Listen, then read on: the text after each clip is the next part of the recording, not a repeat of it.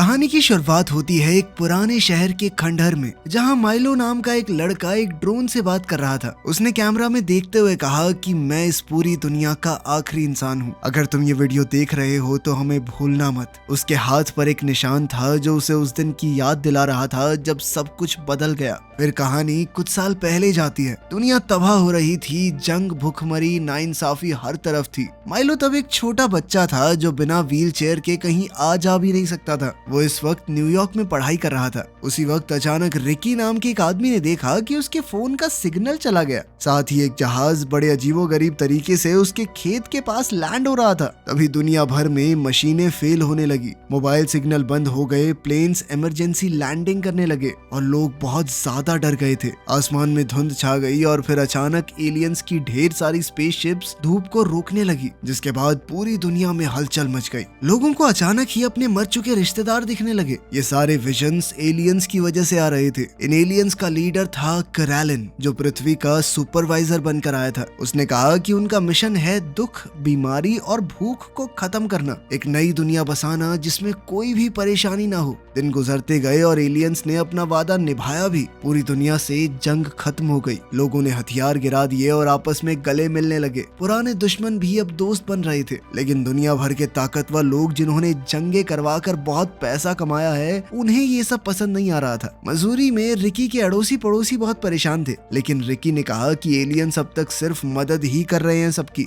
शायद ये उनकी कोई चाल नहीं है, हो सकता है वो अच्छे ही हों। एक रात अचानक से रिकी और उसकी पत्नी एली का घर हिलने लगा। घर के अंदर के डिवाइसेस अजीब तरीके से काम करने लगे। डर के मारे दोनों अपने कुत्ते के साथ बेसमेंट में छुप गए। तभी एक रोशनी उनके घर के आसपास छाने लगी। एक अनजान ताकत ने दरवाजे के सारे पेंच खोल दिए। जब रिकी बाहर आया तो उसके सामने एक बड़ा सा ड्रोन था। ड्रोन ने सिर्फ तब रिएक्ट किया जब रिकी ने उसमें चढ़ने के लिए हाँ कहा। उसके बाद घर पूरी तरह से पहले जैसा हो गया। इसी वक्त एक और स्पेसशिप व्हाइट हाउस के ऊपर आ गई। ड्रोन ने रिकी को न्यूयॉर्क के एक होटल में टेलीपोर्ट कर दिया, वहीं जहां वो अपनी पहली बीवी जो अब इस दुनिया में नहीं थी उसके साथ हनीमून मनाने आया था। उसे समझाया गया कि ये सब सिर्फ तुम्हारे दिमाग में चल रहा है। फिर एक आवाज आई जो करालिन की थी। वो एलियंस अपने आप को ओवरलॉर्ड्स कहते थे, तो उन्होंने रिकी से इंसानों और ओवरलॉर्ड्स के बीच का एम्बेसडर बनने को कहा। पहले तो रिकी घबराकर कहने लगा कि मैं कोई नेता थोड़ी हूँ, ये काम मुझसे बेहतर बहुत लोग कर सकते हैं। लेकिन करालिन ने कहा कि तुम्हारे नेता चोर हैं साले, लेकिन तुम्हारा मन साफ है। उसने रिकी को एक अजीब सा डिवाइस दिया, बिना ये बताए कि वो करता क्या है।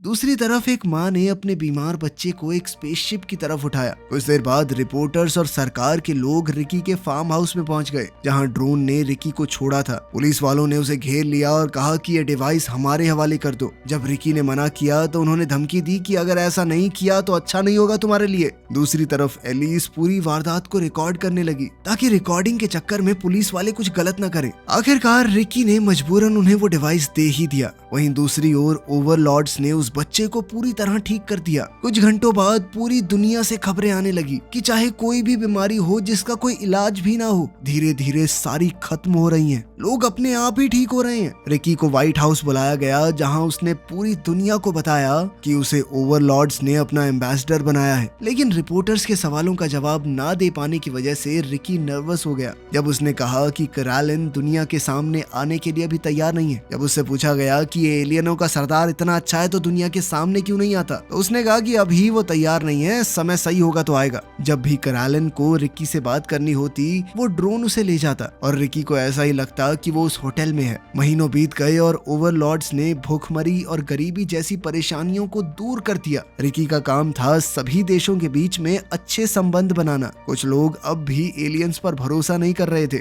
उन्हें लग रहा था कि एलियंस हमें कमजोर बनाकर फिर हमला करेंगे हमारे ऊपर। तब फ्रीडम लीग नाम का एक ग्रुप बना, जिसे दुनिया का जाना माना रिपोर्टर ह्यूगो सपोर्ट करता था। ये ग्रुप एलियंस के खिलाफ प्रोपोगेंडा फैला रहा था। रिकी ने करालिन से कहा कि अगर वो अपने आप को दुनिया के सामने दिखाए तो लोगों का भरोसा उसके ऊपर बढ़ेगा, लेकिन करालिन ने मना कर दिया। दूसरी तरफ माइलो को उसके तेज दिमाग की वजह से एक स्कॉलरशिप दी गई थी। वो एलियंस की टेक्नोलॉजी के ऊपर रिसर्च करता रहता था। एक रात माइलो ने देखा कि उसकी माँ किसी डीलर से लड़ रही थी। जब डीलर ने बंदूक निकाली और उसकी माँ पर वार किया तो माइलो को गुस्सा आ गया और वो डीलर से कहने लगा कि मेरी माँ से दूर हो जा कुत्ते। लेकिन डीलर ने गुस्से में उसे ही गोली मार दी। उसकी माँ बहुत ज्यादा डर गई और उसे गोद में उठा लिया, पर तभी आसमान से एक रोशनी आई जिसने डीलर को तुरंत ही मार दिया और माइलो को पूरी तरह ठीक कर दिया। अब माइलो सिर्फ जिंदा ही नहीं था बल्कि चल भी सकता था। मीडिया ने इस इंसिडेंट को दिखाया और ह्यूगो कहने लगा कि ये एलियंस हमारे साथ भगवान भगवान खेल रहे हैं, जिसको चाहे ठीक कर रहे हैं, जिसको चाहे मार रहे हैं, इनकी मर्जी चलेगी क्या।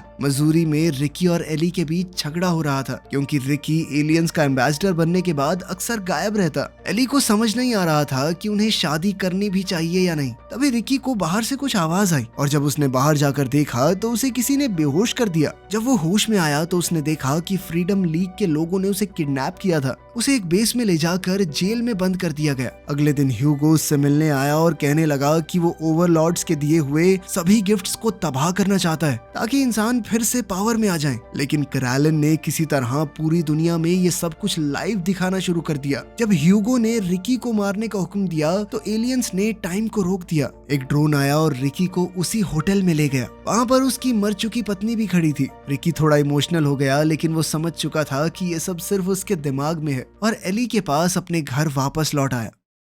अगले दिन रिकी ने कैरलन से झगड़ा किया। उसने पूछा कि अगर एलियन सब कुछ देख सकते हैं तो उसकी किडनैपिंग को क्यों नहीं रोका। कैरलन ने जवाब दिया कि ये सब एक प्लान था फ्रीडम लीग को पूरी दुनिया के सामने एक्सपोज करने का, जो कि पूरी तरह सफल रहा। कैरलन ने कहा कि उनके प्लान का पहला हिस्सा अब खत्म हो चुका है और उसने कहा कि अब उन्हें रिकी की कोई जरूरत नहीं है। लेकिन इसी मीटिंग के दौरान रिकी ने छुपकर कैरलन का फोटो ले लिया। जब उसने एली के साथ मिलकर उस फोटो को देखा तो उन दोनों का मानना था कि कैरलन छुपकर सही कर रहा है। बहुत गंदी शक्ल है इसकी। अगर इसे लोगों ने देख लिया तो वो डर जाएंगे। जल्द ही रिकी और एली अपनी शादी की प्लानिंग करने लगे। लेकिन कुछ धार्मिक ग्रुप्स अब भी एलियंस को सही नहीं मानते थे। रिपोर्टर्स ने बताया कि ह्यूगो अचानक ही मर चुका है। उधर माइलो ने फैसला किया कि वो एलियंस के प्लैनेट पर जाने वाला पहला इंसान बनेगा। 10 साल बाद माइलो MIT से ग्रेजुएट हो चुका था और अब वो वर्ल्ड फेडरेशन के लिए काम करता था, जो कि पूरी दुनिया के लिए एक इकलौती सरकार थी। रिकी और एली शादीशुदा थे लेकिन वो कभी माँ बाप नहीं बन पाए। पूरी दुनिया में अब शांति और प्यार था। ये सब ओवरलॉर्ड्स की एडवांस टेक्नोलॉजी की वजह से ही हो पाया था। और अब जब कैरलन के सारे टारगेट पूरे हो चुके थे तब उसने तय किया कि वो अपना असली रूप दुनिया को दिखाएगा।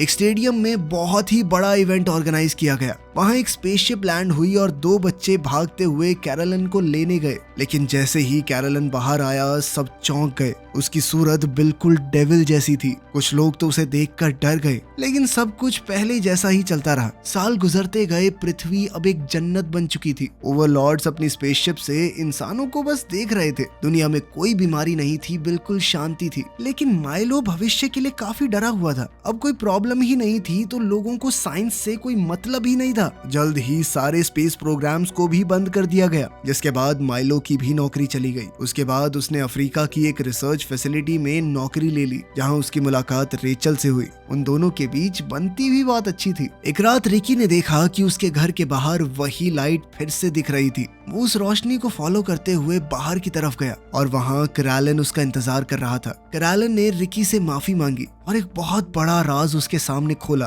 तभी एली घर से बाहर आई और उसने ड्रोन्स को उड़ते हुए देखा, लेकिन रिकी वहीं था। उसने एली से सच छुपाया और कहा कि कैरलन बस उसका हालचाल पूछने आया था। उसी वक्त अचानक अफ्रीका की उस रिसर्च फैसिलिटी में अचानक जमीन हिलने लगी। रेचल ने देखा कि सारे जानवर डरे हुए थे। तभी डॉक्टर बॉयस को एक नया कमरा मिला जो कि एलियंस ने बनाया था। उस कमरे में एक चमकदार डिवाइस था। बॉयस ने ये सोचा कि शायद कैरलन किसी से बात करना चाहते हैं।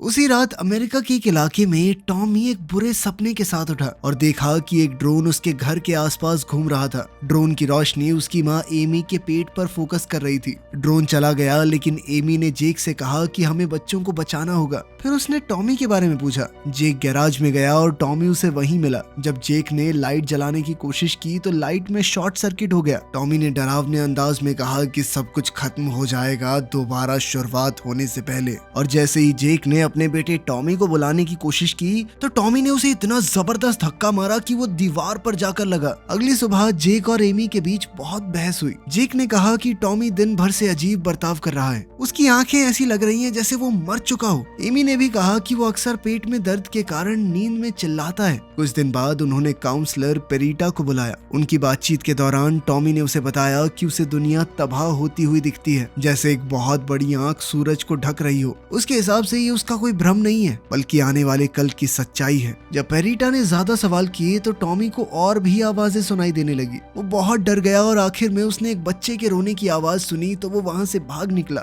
जब पेरीटा उसके पास जाने लगी तो एक अदृश्य शक्ति ने उसके गले की चेन को और ज्यादा टाइट कर दिया, जैसे कोई उसे मारने की कोशिश कर रहा हो। पेरीटा ने बड़ी मुश्किल से वो चेन उतारी। फिर टॉमी ने एमी के पेट को छुआ और कहा कि उस बच्चे ने रोना बंद कर दिया है। एमी को ये बात बहुत अटपटी सी लगी क्योंकि वो तो प्रेग्नेंट ही नहीं थी, लेकिन टॉमी ने कहा कि इस पूरी धरती की किस्मत को पलटने वाली उसके पेट से ही जन्म लेगी और उसका नाम होगा जेनिफर। उधर रिकी के हाथ की नसें अचानक से लाल पड़ने लगी थी और उसे एक हार्ट अटैक आ गया। ये अजीब बात थी क्योंकि लोग अब बीमार नहीं होते थे। हॉस्पिटल में डॉक्टर्स ने बताया कि क्लैरेन की स्पेसशिप से कोई चीज उसके शरीर में गई थी, जिस वजह से उसके पास अब ज्यादा वक्त नहीं बचा। एली ने उसे भरोसा दिलाया कि सब ठीक हो जाएगा और फिर घर जाके मशीनों के थ्रू क्लैरेन से बात करने की कोशिश की, लेकिन अफसोस कोई जवाब नहीं आया। 4 महीने बाद एमी को पता चला कि वो सच में प्रेग्नेंट है, लेकिन ये बात उसका बेटा टॉमी पहले से कैसे जानता था। अगले दिन जेक और एमी को एक खास पार्टी में बुलाया गया जो माइलो के बॉस ने रखी थी। जल्द ही पार्टी में आए सभी लोग चौंक गए क्योंकि क्लैरेन उनकी पार्टी में आया था। सबको बताया गया कि ओवरलॉर्ड्स कुछ जानवरों को अपने प्लेनेट के जू में भेज रहे हैं। माइलो ने क्लैरेन से पूछा कि तुमने साइंस को हमारी दुनिया से क्यों खत्म कर दिया। क्लैरेन ने जवाब दिया कि इंसान साइंस की मदद से खतरनाक शक्तियों के करीब आ रहे थे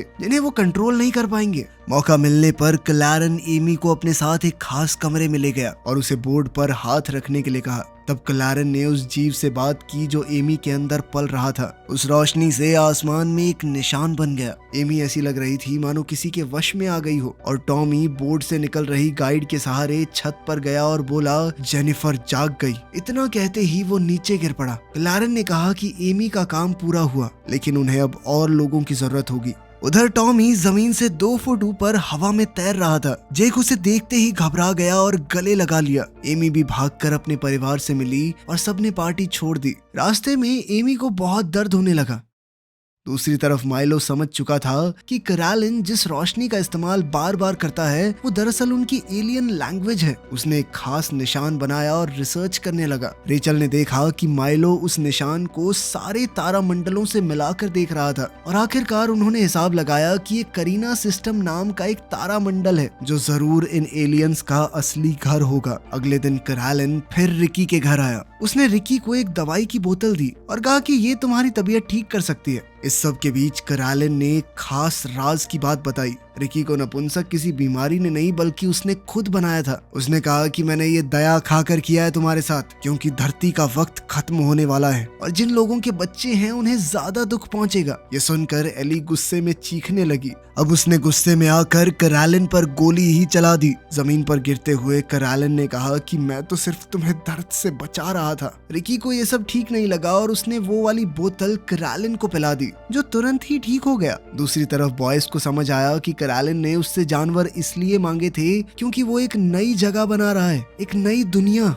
खैर जल्द ही एमी ने एक लड़की को जन्म दिया जिसका नाम उन्होंने जेनिफर ही रखा, लेकिन उसकी आंखें बहुत अलग थी जिनके अंदर एक अजीब सी हरी चमक थी। 4 साल बीत गए। नए बच्चे अपनी पिछली पीढ़ी से काफी ज्यादा ताकतवर थे। माइलो जो कि अब रेचल के साथ था, उसने हिसाब लगाया कि इंसान सिर्फ एक ही पीढ़ी में बहुत ज्यादा ही विकसित हो गए हैं। इसके बाद वो इन नए बच्चों को स्टडी करने लगा। ये बच्चे करिश्माई ताकतों के साथ पैदा हो रहे थे, लेकिन अभी तक वो अपनी शक्तियों का इस्तेमाल सिर्फ छोटी मोटी चीजों में करते थे। उधर रिकी अभी भी जिंदा था, लेकिन सिर्फ एक मशीन के सहारे। एक रात क्लैरेन ने रिकी से कहा कि मैं तुम्हें बचा सकता हूँ अगर वो पृथ्वी को छोड़कर उसके साथ चले, लेकिन रिकी ने मना कर दिया। अगले दिन माइलो और रेचल ने देखा कि सभी बच्चे अजीब बर्ताव कर रहे हैं। पूरी दुनिया के बच्चों को अचानक किसी ने अपने वश में कर लिया था। सबने हाथ उठाकर जेनिफर का नाम लेना शुरू कर दिया। बहुत सारे बच्चे टॉमी के घर आकर अपनी लीडर की तलाश करने लगे। माइलो समझ गया कि ये सभी बच्चे न जाने कैसे आपस में कनेक्टेड हैं और उसने ये बताने के लिए जेक को फोन किया। दूसरी तरफ टॉमी ने बताया कि जेनिफर उन्हें नई दुनिया दिखाती है। जब जेक ने बच्चों को घर भेजने की कोशिश की तो उन्होंने उसकी बात को इग्नोर कर दिया। जेनिफर ने टॉमी के जरिए सब बच्चों से बात की और कहा कि डरने की जरूरत नहीं है, अब हम सभी न्यू एथेंस शहर जाएंगे। रास्ते में जेनिफर ने अपनी शक्तियों का इस्तेमाल करके रास्ता साफ करवा दिया। उधर माइलो लगातार जेक को जेनिफर के बारे में बताने के लिए कॉल करता रहा, लेकिन जेक ने उसके फोन नहीं उठाए। एमी ने देखा कि इस नए शहर के बच्चे भी जेनिफर को अजीब तरीके से देख रहे थे। बाद में उसने अपने घर पे जेक को माइलो से बात करने के लिए मना लिया। जेक राजी हो गया, लेकिन उसने कुछ ही सवाल पूछने की इजाजत दी। माइलो ने जेनिफर से सवाल पूछने शुरू किए। जेनिफर की आंखें चमकने लगी और उसने उन्हें एक विजन दिखाया, धरती की तबाही का। वो सब देखकर माइलो के होश उड़ गए, जिसके बाद जेनिफर ने कहा कि अब शुरुआत होती है अंत की। माइलो ने फैसला किया कि वो ओवरलॉर्ड्स की स्पेसशिप में घुस जाएगा, जिसमें रेचल ने उसकी मदद की, लेकिन वो इस बात से खुश नहीं थी। माइलो ने जानवरों की शिपमेंट में छुपकर घुसने का प्लान बनाया। रेचल ने उसे आखिरी बार चूमा और नींद का इंजेक्शन देकर स्पेसशिप में डाल दिया।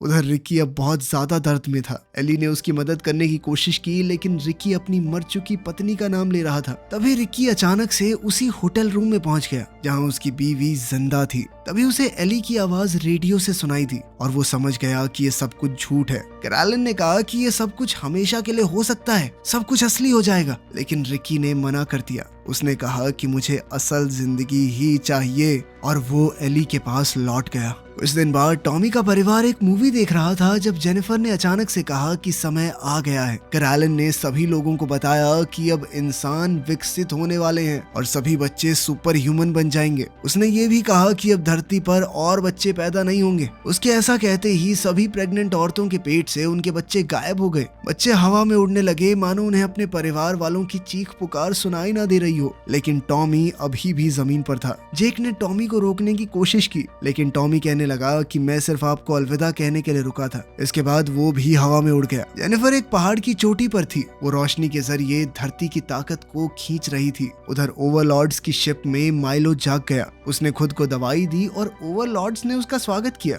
उन्होंने उसे अपना प्लेनेट दिखाया, एक लावा से भरी अंधेरी जगह। उन्होंने बताया कि उसे सोते हुए 40 साल हो चुके हैं और धरती पर सब कुछ खत्म हो चुका है, बिल्कुल उनके प्लान के हिसाब से। उन्होंने बताया कि उन्हें ओवरमाइंड नाम की एक ताकत ने ये सब करने को कहा था। ओवरलॉर्ड्स हजारों सालों से उस ताकत की बात को मानते आए हैं। जैसा ओवरमाइंड कहता है वो वैसा ही करते हैं। इसके बाद माइलो ने कहा कि मुझे मिलवाओ इस ओवरमाइंड से। जब वो जहाज में घुसा तो माइलो बिल्कुल एक सफेद जगह पर पहुंच गया। ओवरमाइंड वहां उसे एक अलग से रूप में मिला, लेकिन इस मुलाकात को आसान करने के लिए ओवरमाइंड ने रेचल का रूप ले लिया। उसने बताया कि ये पूरा ब्रह्मांड मैं ही हूँ। तुम्हारे बच्चों को वो ताकत मैंने ही दी है जिसके साथ वो आगे बढ़ गए हैं। ये सब सुनकर माइलो का दिल भर गया। उसने कहा कि मुझे धरती पर वापस ले चलो। जब वो वापस आया तो 85 साल बीत चुके थे। धरती सुनसान थी। ओवरलॉर्ड्स ने उसे रेचल की फ्रोजन बॉडी दिखाई। माइलो ने गुस्से में उसका नेकलेस खींचा तो वो पूरा शरीर टूट गया, पर माइलो के हाथ पर एक जलने का निशान रह गया। कैरोलिन ने बताया कि माइलो अब अकेला इंसान बचा है। उसने कहा कि मैं तुमसे बहुत जलन महसूस करता हूँ, क्योंकि तुम रोशनी में जा सकते हो, हम नहीं जा सकते। कैरोलिन ने कहा कि तुम अगर चाहो तो हमारे ग्रह पर रह सकते हो,